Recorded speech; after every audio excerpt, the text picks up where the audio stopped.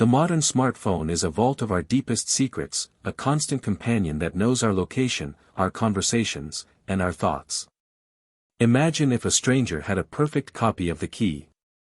This is the terrifying reality exposed by a small group of investigative journalists who pulled back the curtain on Pegasus, a piece of software so powerful it can turn any phone into a silent, all-seeing spy. This is the story of their painstaking, secretive mission to prove that a tool sold for fighting crime was being used to track, intimidate, and silence the very people upholding democracy.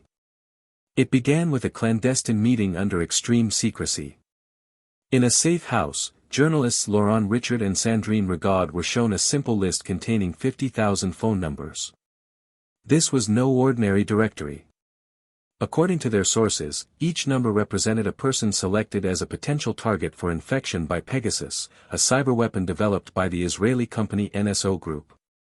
The company's official line was clear: its technology was sold strictly to vetted government agencies to combat terrorists and serious criminals.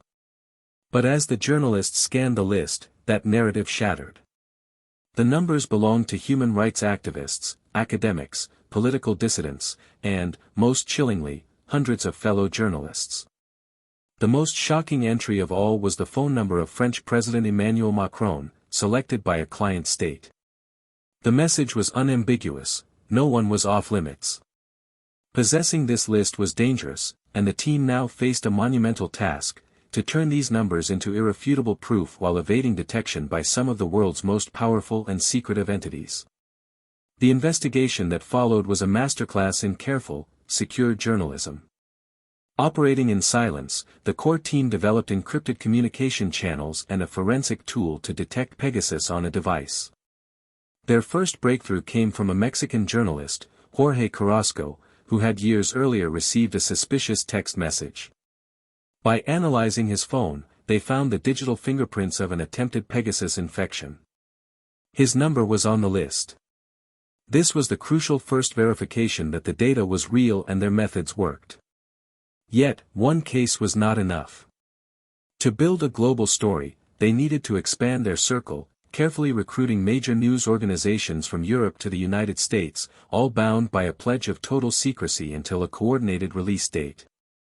This growing alliance, dubbed the Pegasus Project, spent months cross-referencing the list, reaching out to potential targets, and gathering evidence that painted a horrifying picture of systemic abuse.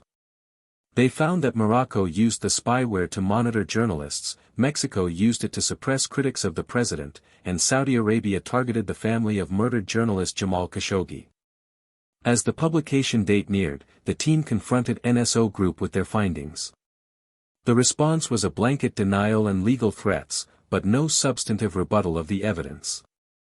On July 18, 2021, the dam broke. 17 major news outlets across 10 countries simultaneously published their findings, revealing a global surveillance scandal. The aftermath was a storm of denials, lawsuits, and political pressure. France threatened the journalists to reveal their source. Morocco sued for defamation. NSO Group, after initial defiance, found its reputation in ruins, its sales collapsing. The Pegasus Project stands as a testament to collaborative, ethical journalism. It demonstrates how patient, meticulous work can expose profound threats to privacy and freedom, reminding us that in a digital age, the defense of democracy requires constant vigilance against those who would weaponize our own devices against us.